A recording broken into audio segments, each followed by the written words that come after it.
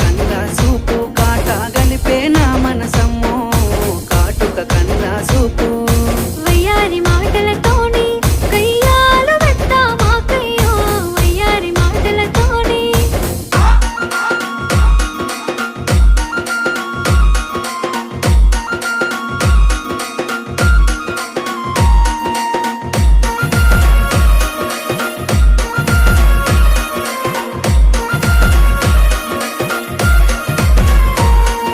తొలకరి మొలకానయ్యి